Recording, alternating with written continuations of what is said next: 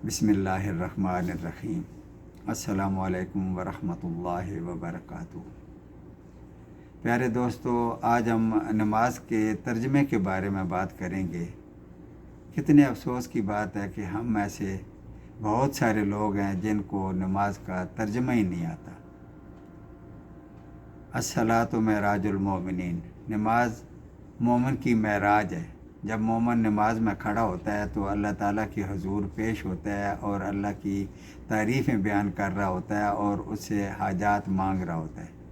لیکن کیا مانگ رہا ہوتا ہے یہ ہمیں پتہ ہی نہیں ہوتا۔ ہمیں پتہ تو تب چلے کہ جب ہمیں ترجمہ آتا ہو۔ اب ایک میں مثال دیتا ہوں کہ کوئی اشعار پڑھ رہا ہو نبی کریم صلی اللہ علیہ وآلہ وسلم کی شان میں، اور وہ زبان ہو جیسے عربی ہو گئی، پشتو ہو گئی، سندھی ہو گئی، کوئی اور زبان ہو گئی، اس میں پڑھ رہا ہے، تو کیا آپ کے دل کو وہ اشعار چھوئیں گے؟ نہیں، کیونکہ آپ کو تو پتہ ہی نہیں ہے کہ بھئی اشعار میں کہا کیا جا رہا ہے۔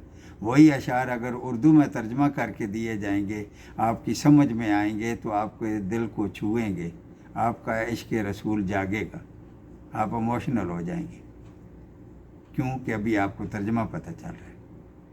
تو اس ویڈیو میں صرف جو ہے نا وہ ترجمہ کروں گا، عربی اس میں نہیں بتاؤں گا، کیونکہ عربی کے ساتھ جب ترجمہ کرتے ہیں تو لوگ اسی میں الجھ جاتے ہیں کہ بھئی بامعنی ترجمہ اور با الفاظ ترجمہ، یہ ساری چیزیں پھر وہ یاد نہیں رہتی، تو ان کو وہ پھر اس طرف توجہ ہی نہیں ہوتی۔ تو ویڈیو شروع کرنے سے پہلے میری سب سے درخواست ہے کہ وہ میرے چینل کو سبسکرائب بھی کر لیں، بیل آئیکن پہ اس بٹن کو دبا دیں، اور لائک بھی کر لیں، اور اپنے دوستوں کو بھی بھیجیں کہ جس کے پاس ویڈیو جائے گی، اگر اس کو ترجمہ نہیں آتا وہ سیکھ جائے گا، اور ترجمہ سیکھ کے نماز پڑھے گا تو مجھے بھی ثواب ہوگا اور آپ کو بھی ثواب ہوگا اتنے ہی جتنا مجھے ہو رہا ہے۔ تو ہم ویڈیو شروع کرتے ہیں۔ تو اس میں سب سے پہلے تکبیر تحریمہ کے بعد ثنا آتی ہے۔ ثنا کا ترجمہ اس طرح ہے، اب دیکھیں ہمیں اس کا پتہ ہی نہیں ہوتا، ترجمہ کتنا پیارا ہے۔ اے اللہ، تیری ذات پاک ہے اور وہ خوبیوں والی ہے، اور تیرا نام بابرکت ہے، اور تیری شان اونچی ہے یا اللہ، اور تیرے سوا کوئی معبود نہیں۔ یہ ہم ثنا میں پڑھتے ہیں۔ تو اس کے بعد سورہ فاتحہ آتی ہے۔ سورہ فاتحہ کا ترجمہ ہم 3 حصوں میں کرتے ہیں۔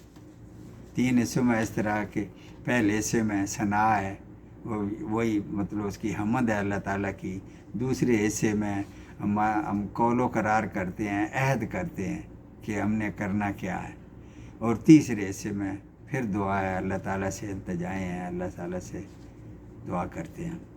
پہلے حصے میں کہ تمام تعریفیں اور شکر صرف اللہ کے لیے ہے، جو تمام جہانوں کا پالنے والا ہے، وہ رحمان بھی ہے، وہ رحیم بھی ہے، اور وہ مالک ہے سزا اور جزا کے دن کا، یعنی قیامت کے دن کا، جس دن سزا و جزا دی جائے گی، وہ اکیلا مالک ہوگا، کوئی اس وقت کسی کا مددگار نہیں ہوگا۔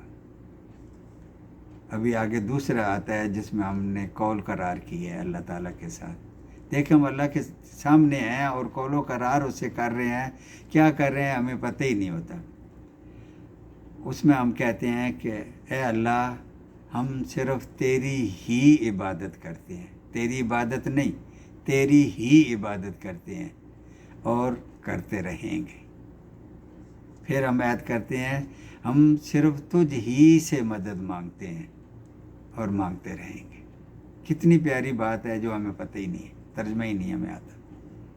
اس کے بعد پھر دعا کا ایسا آتا ہے، اے اللہ، ہمیں سیدھے راستے پر چلنے کی ہدایت عطا فرما۔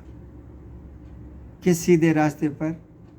ان لوگوں کے راستے پر جن پر تو نے انعام و کرام کیا، اور ان لوگوں کے راستے پہ نہ چلانا جن پر تیرا غضب ہوا۔ آمین ثم آمین۔